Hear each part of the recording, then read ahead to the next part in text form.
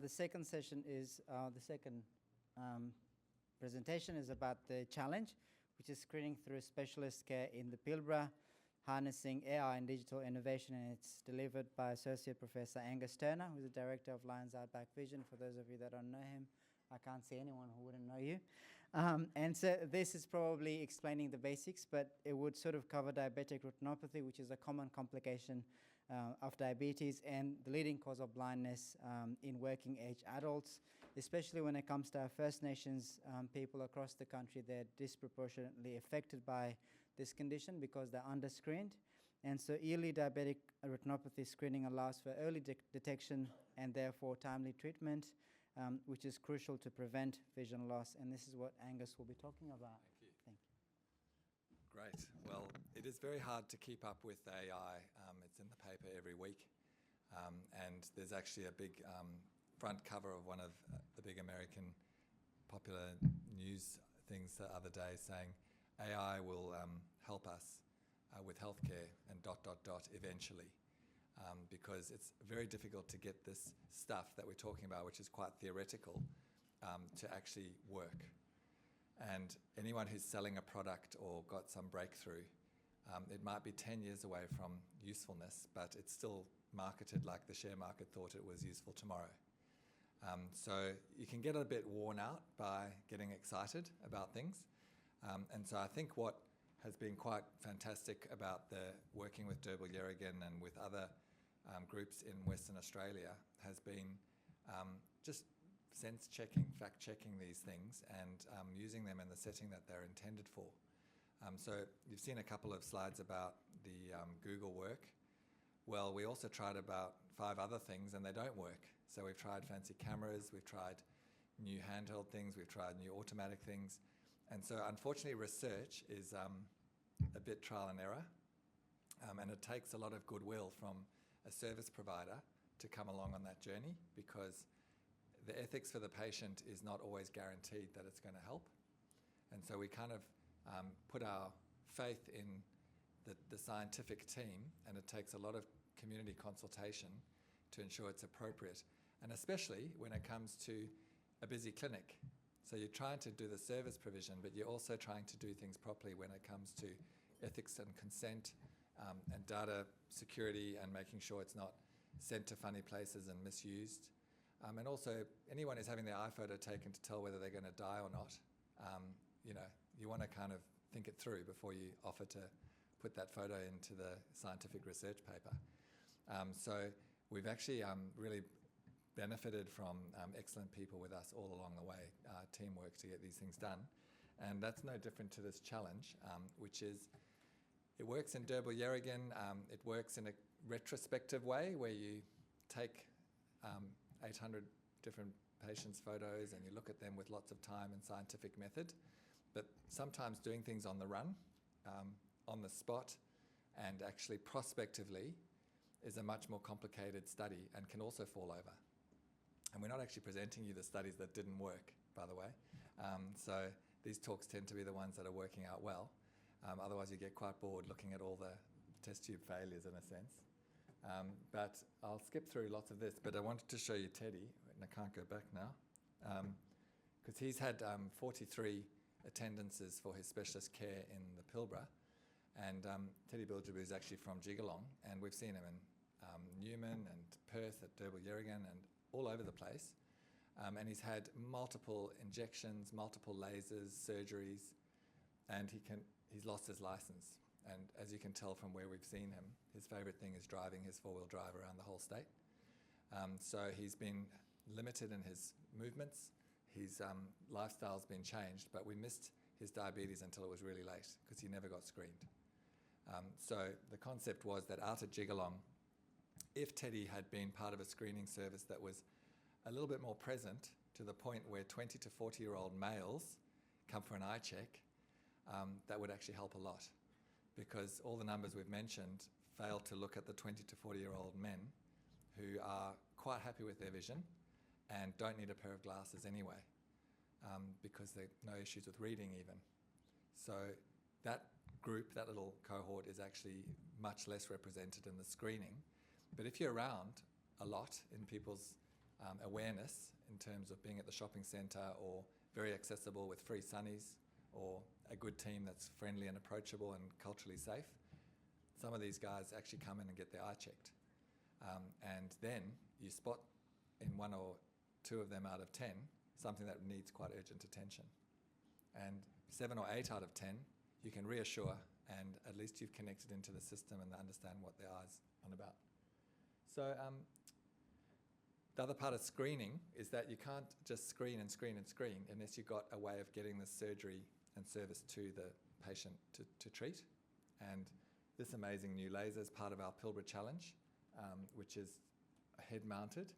All that stuff on Vaibhav's head is actually a couple of kilos or less, but we used to have a huge 25-kilo suitcase, and we still have those everywhere as the laser to cart around. So he carries that around as his hand luggage now, takes it with him wherever he goes because it's his favourite toy.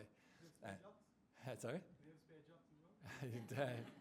It all fits in that one suitcase because there's spare space. But yeah, so this is just to step back a little bit. Some of you, I realise, don't even know what the Pilbara Challenge is. Pilbara Challenge is a government initiative to have a future fund research budget, but make a competition of it. So you've got 10 teams get chosen, and they have to have a global digital innovation breakthrough. And one of the 10 teams gets $5 million. So it attracted people from all around the world. I can't remember the number, but there were a lot of people applied. We were fortunate enough to be in the top 10. And now we're in the race, and we meet our competitors every few months online, and everyone's kind of eyeing each other out. And tricky thing is we're all working in the Pilbara. There's not that many ethics committees and stakeholders to engage with in terms of, I think it's been a bit of a burden for the Pilbara to cope with all these researchers intently coming to try things. But it's almost finished. In September, we present our final little thing. August, the report's due. And October, one team gets $5 million. So we've got all sorts of plans of how to put that to good use to get more treatment to where people actually live. These are the partners that have been helping us in the team challenge. We've got an amazing team represented from various parts of the world. And we're using this paper as the basis, which is the paper that's been mentioned, the Google AI. We've got a new truck that got built up with a camera in it that meets the other big truck in Newman and sets off on its project. It's been used for various other functions, such as rheumatic heart disease screening with a team out at Jigalong. It's been a great platform for sharing why people are getting their eye check with videos to explain while people are dilating or just having a look, why you're getting your check. Patients are getting all the various bits of their care, and the pieces of the puzzle that might make this competition work for us is essentially going to be down to a practical translation that actually works for a patient on the spot to know whether they have diabetes or not. And that is still the hurdle. As you have your photo taken, does the machine integrate quickly so there's no faffing around with USB sticks and sending off pictures somewhere? Does it tell you straight away that you've got a checkup needed or no checkup? When there's a checkup needed, a specialist is online straight away, friendly face, and does telehealth and chats about it. Now we have instituted all this process. It's pretty hard work. There's a lot of people online trying to get this to work. So we haven't quite conquered the challenge, but we've got a few months to do it. And very grateful for the team who are on call and available to do all this. But the exciting bit as well is that our team members have been key developers of this oculomics piece. So the patient from Jigalong, we had a gentleman the other day who, you look at his eye, and he's got arteries and veins that we can see, and he's got a nerve, optic nerve. And as we've heard, the computer can see in those pictures, that little biopsy of the body, what's going on here. So we then look up their health record, which we've got access to through PAMS, the local AMS, and we note that they haven't had a cardiologist check various things. And we can actually tee up the multidisciplinary care, whether it's a heart doctor that's required, an endocrinologist, or some other specialty input, because the poor patient with a bad eye disease has also got a bad kidney, quite often, or something of that nature. So these pieces are still in the research project space, and you've got to take on the challenge and see if we can make it streamlined so that the GP and the nurse and the Aboriginal health worker and the people who know the patients best get a summary printout on the spot that gives you prognostic information.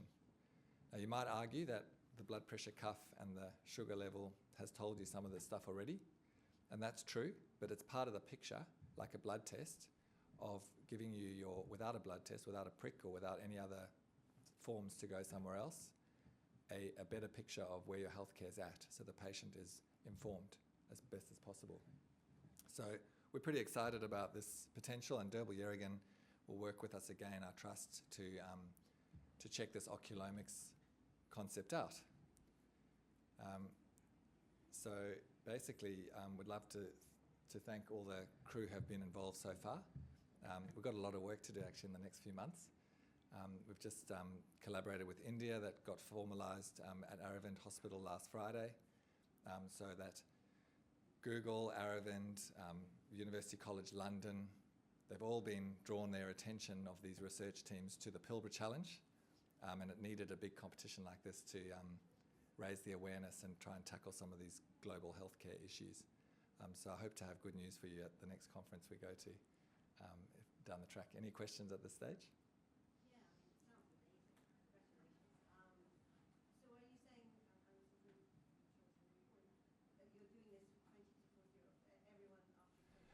Any diabetics, but... Oh, they have to be diabetic? Well, we started out just testing for eye checks, but what we realised very quickly is that if you say you're doing an eye check but you haven't got an optometrist on board, it's not really an eye check.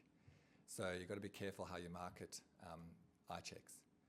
So it's really to work for the diabetic patients, because the optometrist might be in Jigalong for 2 or 3 days.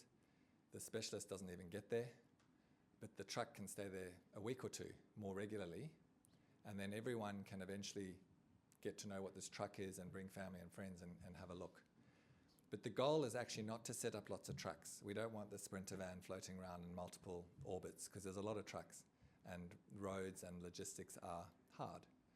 What we would really like to do is demonstrate the technology so that the camera that is in the Aboriginal Medical Service benefits from this streamlined thing I'm talking about, where the digital interface is, any of us could do it. You know how you set up some things and they take a manual to set up? We want it to be a very easy process that you get that answer. And that's the digital piece that will make everyone's camera in the cupboard better.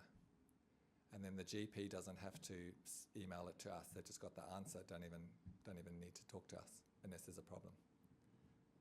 So that's what we're trying to solve. We're not actually trying to come up with lots more Sprinter vans. Is the $5 million to be spent in the Pilbara? There's no strings attached. Could be spent in the goldfields. So, but I'd rather spruik the goldfields and get them to chip up and use this for the Pilbara's next big investment. So, but yeah, that's a good point.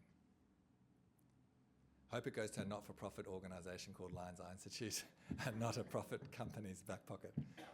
So we'll keep competing against our colleagues. Thanks very much.